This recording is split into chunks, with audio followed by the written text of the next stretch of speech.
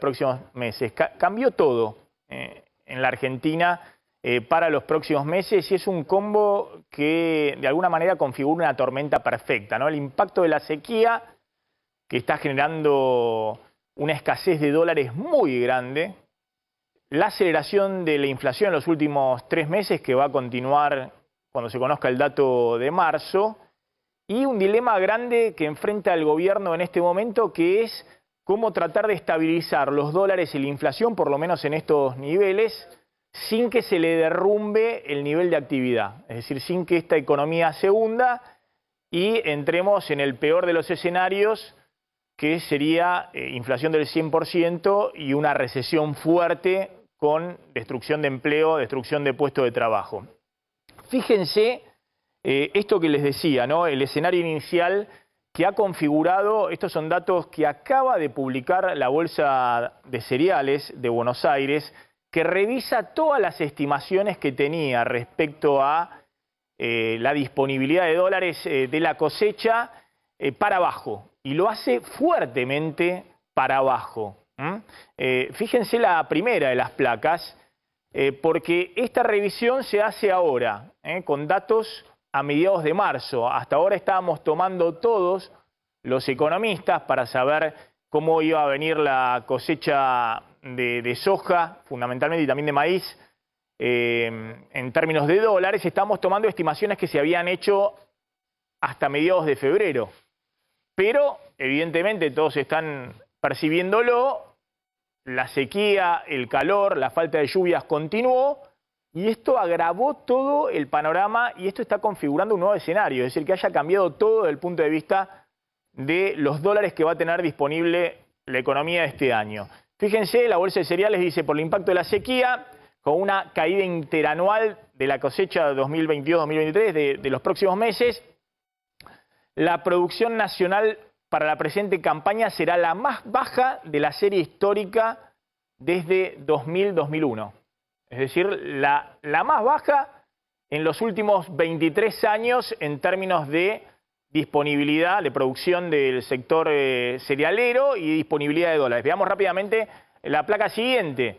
Estas son los millones de toneladas de la producción de grano. Fíjense, esto era 2018, 2019, 2020, 2021, 2022. Y esto es este año. Un ajuste entre el 35 y el 40% en la producción de maíz y de soja. Fíjense, inicialmente esto es lo que se va a cosechar de maíz, una caída de 16 millones de toneladas, esto es poco más de 36-37%, y en soja igual, es casi 40% de caída, van a ver, según la Bolsa de Cereales, 25 millones de toneladas, una caída de 18 millones de toneladas, es el 40% de la producción. Ahora, yendo a los dólares, esto, fíjense, la caída productiva implica baja de exportaciones del 48%, estima la Bolsa de Cereales de Buenos Aires, siendo que el sector cerealero oleaginoso representa el 65% de los ingresos de dólares en la Argentina, es decir, 2 de cada 3 dólares en la Argentina los aporta por la balanza comercial este sector, el sector de cereales y oleaginosas. Y fíjense, en términos de la estimación anterior, por favor, de cuántos dólares va a ser, casi 21.000 millones de dólares. Esta es la nueva estimación que acaba de hacer la Bolsa de Cereales. Ya no son 11.000, ya no son 15.000, 16.000, sino son 20.800 millones de dólares. Una estimación muy fuerte de un derrumbe del ingreso de dólares por el sector cerealero este año, con la peor cosecha, ya jugado mediados de marzo, la peor cosecha en los últimos 23 años. Esto genera un impacto en todos los sectores, ahora lo van a ver.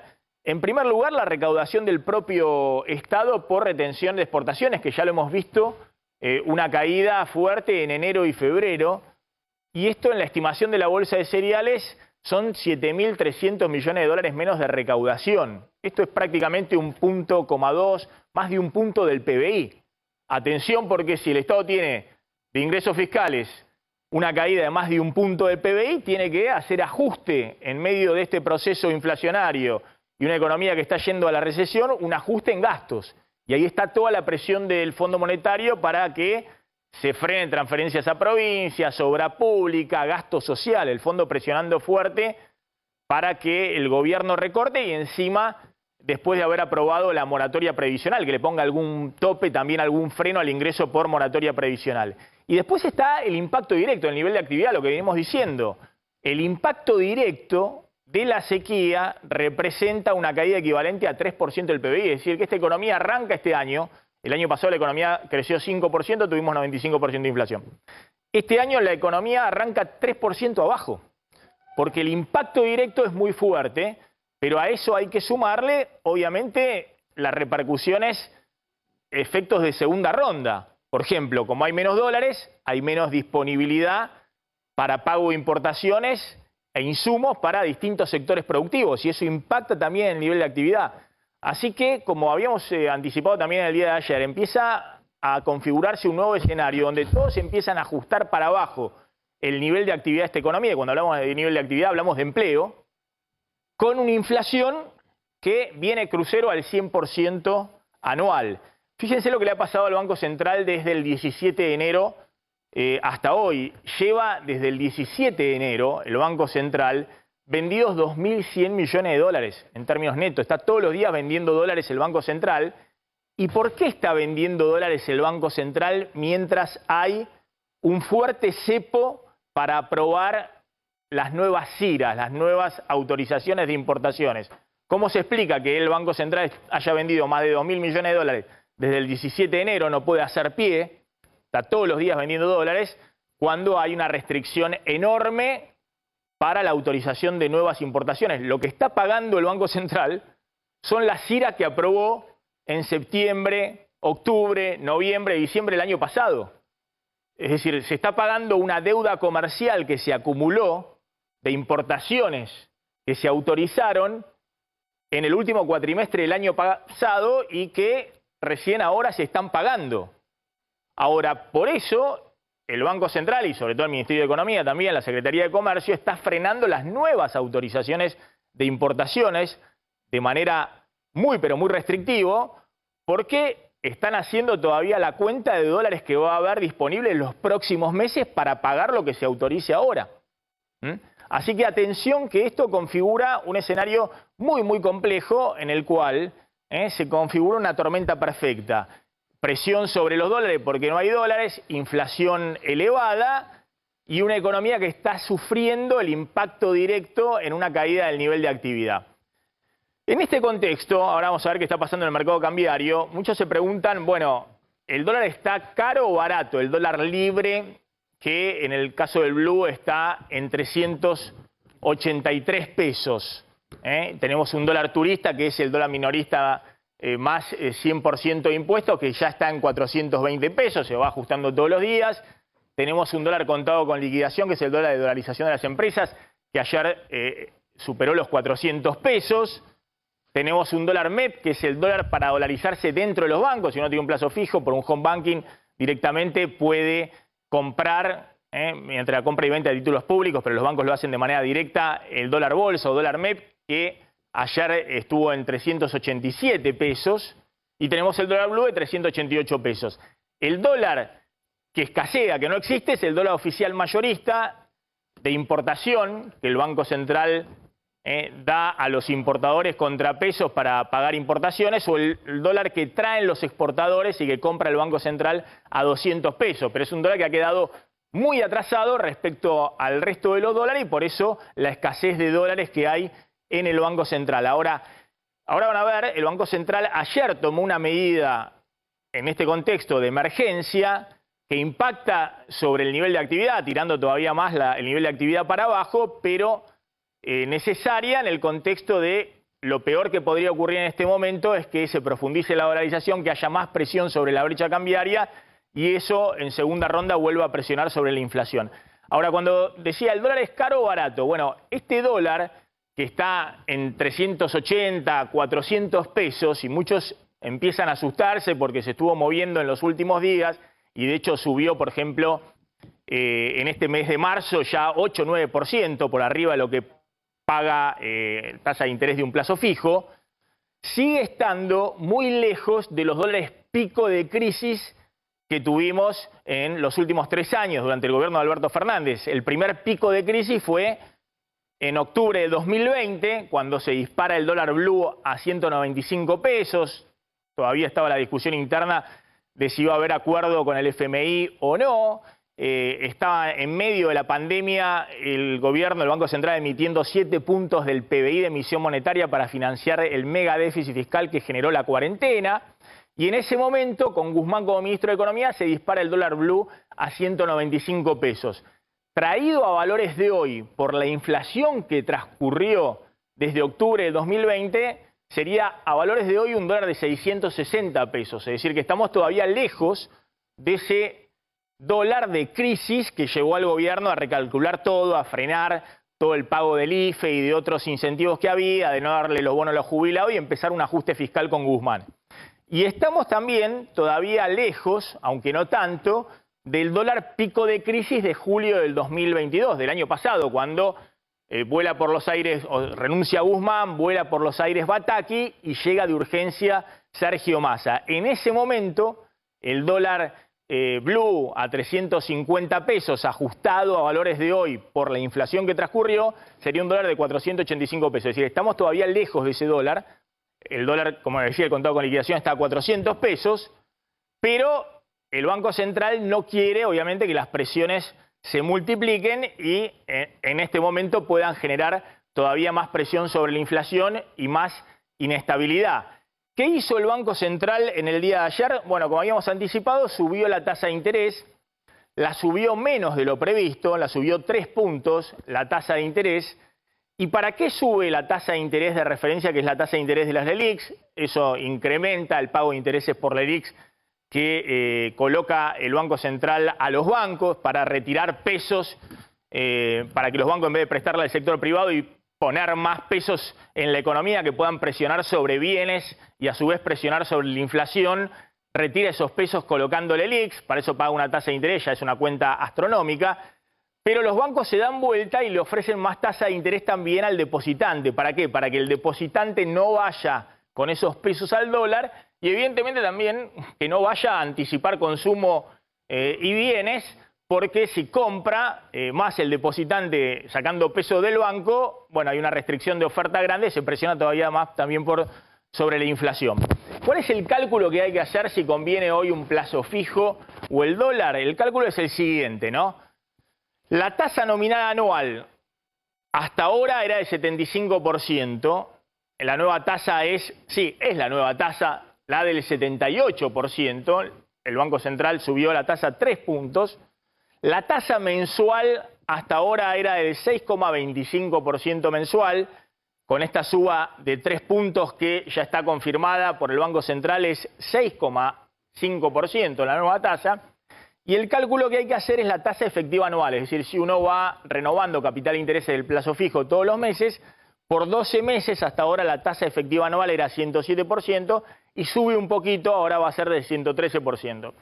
Me da la impresión que en el tironeo entre el Ministerio de Economía y el Banco Central se queda a mitad de camino, porque no es una suba de tasa que esté cambiando demasiado los incentivos para quedarte en el plazo fijo. También es cierto que los plazos fijos en pesos no se están moviendo, es decir, no hay un retiro de plazos fijos corriendo al dólar y esa es una buena señal porque ese es el último dique de contención para la estabilidad cambiaria, pero el cálculo que hay que hacer es, bueno, si yo pongo un depósito a plazo fijo, los pesos, en abril, hasta ahora con la tasa vieja del 75% nominal anual, a fin de año, a fines de diciembre, el dólar tenía que estar a más de 660 pesos para que yo pierda con ese plazo fijo.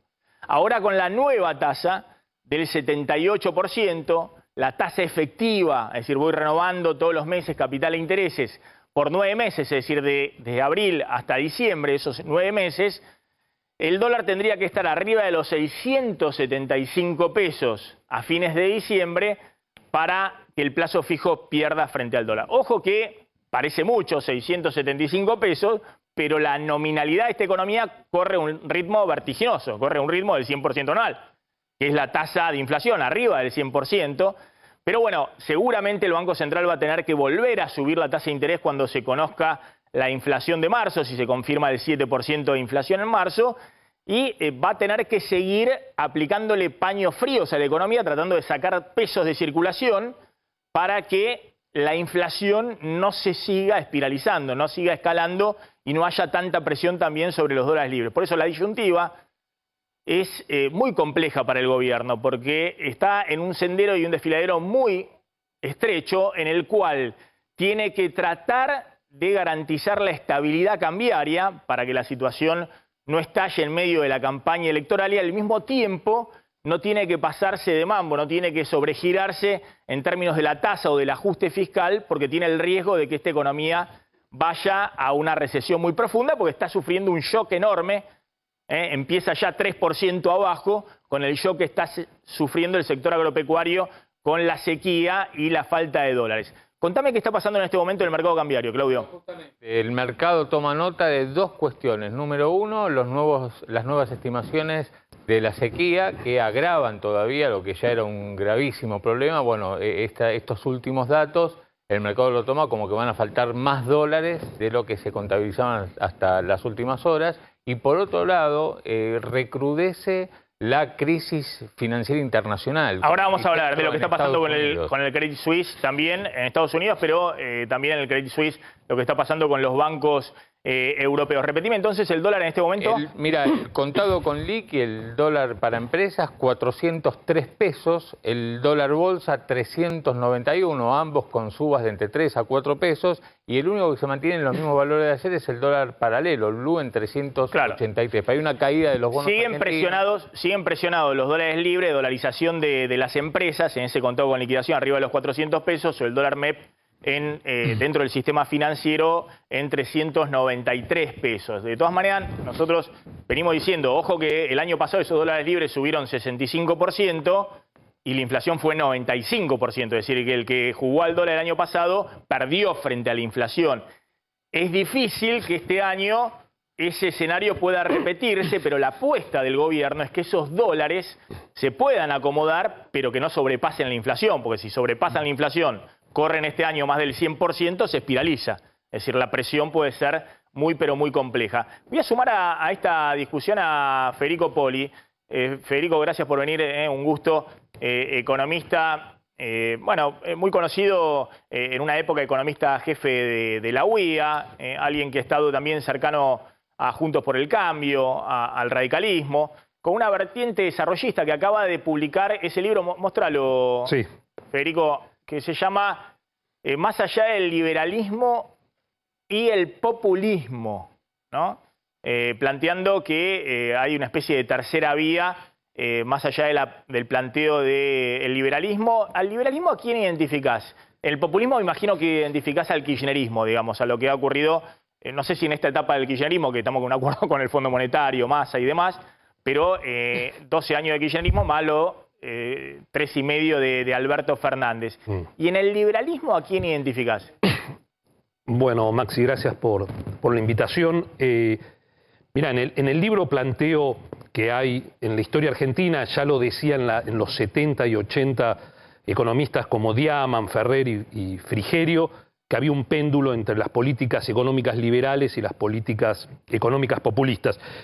Concretamente, como bien decís, el populismo actual, que fueron los años de Cristina Kirchner y los años de Alberto Fernández. ¿Por qué? Porque gobernaron de nuevo 4 años con control de cambios, con todas las distorsiones que vos estabas muy bien señalando, digamos, con un esquema de lo que se denomina en la literatura represión financiera, ¿no es cierto? Una tasa de interés que está fuera de los valores de mercado, un tipo de cambio también fuera de valores de mercado, con restricciones cambiarias, pisando las tarifas de nuevo. Digo, no hay muchas novedades respecto a los años de Cristina Kirchner. Respecto al liberalismo, bueno, claramente la política de la convertibilidad tuvo mucho que ver con esa concepción liberal y, obviamente, el fundamentalismo monetarista de Federico Sturzenegger en los años del Banco Central también. En el gobierno de Macri. Sí. En el gobierno de Mauricio Macri. La bicicleta financiera, el carry trade, un tipo de cambio de nuevo atrasado con una tasa de interés altísima. endeudamiento externo y la ilusión de que podías bajar la tasa de inflación con independencia de qué pasaba con los poquito, no sé si pueden buscar ahí en el archivo, en la producción, por favor, pongan Poli y Macri, y ha aparecido hace muy poquito estuviste, ¿no? Con el presidente Macri, con el expresidente, te cruzaste y demás, ¿le mostraste el libro o no? No, entonces no, estuve el viernes estuve con Cornejo, con Alfredo Cornejo en Mendoza. Con otros dirigentes, sí, pero básicamente del radicalismo. Bueno, también, qué sé yo, estuve con Rogelio Frigerio hablando sobre el libro, estuve los otros días con Diego Valenzuela, con Hernán Lacunza. Con Larreta. Con Horacio, sí. Con Larreta con Larreta. Ahora, vos estás criticando la política económica, ahí está, pongamos Poli y Larreta. no era Macri. Estás criticando, digamos, decís que lo de Macri fue también parte del péndulo, parte no de la solución, sino del problema. Bueno, ¿Esa es la idea que tiene Larreta también? ¿O Lacunza, el economista de Larreta? Bueno, a ver, está claro que el enfoque con el que asumió Macri el manejo de la economía, digamos, atomizando, quitando un ministro fuerte y atomizando las decisiones y generando inconsistencias, más el Don't Worry, Be Happy, de que habla Carlos Melconian, que fue el enfoque que triunfó en la interna antes de asumir y que lo lideraba Federico Sturzenegger, creo que a los problemas inmensos que tenía la salida de un esquema populista le agregó problemas adicionales. Bueno, después, lo que todos conocimos, quiero decir, después había que ir al fondo, y sí, había que ir al fondo. Nico Duhovne hizo un ajuste como no se vio en la historia reciente de la economía argentina, con coraje, con convicción. Digo, y sin embargo vino la segunda ronda de sudden stop después de las PASO, ¿no es cierto? Digo, la Argentina tuvo la caída de activos más grandes de la historia que registra Bloomberg, excepto creo que la de Sri Lanka, yo lo comento ahí. Digo, eso porque, bueno, ¿por qué? Por los errores que se habían cometido y porque la expectativa de un nuevo gobierno populista, como ocurrió. Digo, entonces, la huida de los activos argentinos fue monumental. Pero sí, te diría que creo que sobre esa política no hay duda que hay una autocrítica del espacio opositor grande. Digo, nadie dice, no, vamos a volver a... Y vos, mirando hacia adelante, ¿vos pensás que Juntos por el Cambio tiene una visión más desarrollista, como planteás vos, o más liberal? No, yo una vez le pregunté a Macri, pero ¿cómo usted no era desarrollista? Pues dijo varias veces, más charlando, ¿no? Con Macri de economía, más profundo. Me dijo, no, yo siempre fui liberal. Siempre fui liberal. Lo que pasa es que por ahí fue un eslogan de campaña. El desarrollismo es una concepción política que a todos los lleva bien, digamos, la dirigencia política argentina, ¿no? Porque confluyen medidas pro-capitalistas con medidas intervencionistas, todo eso. Entonces, por ahí ¿vos no notás que hay una discusión fuerte en Juntos por el Cambio respecto a si algunos tienen una visión más casi libertaria, como Milei, respecto a cómo manejar la economía, y otros tienen una visión más socialdemócrata intervencionista? ¿O desarrollista? Sí, seguramente hay corrientes distintas, sí. Claramente hay dirigentes que dicen que las ideas de Milei son ideas bienvenidas, el propio Domingo Cavallo.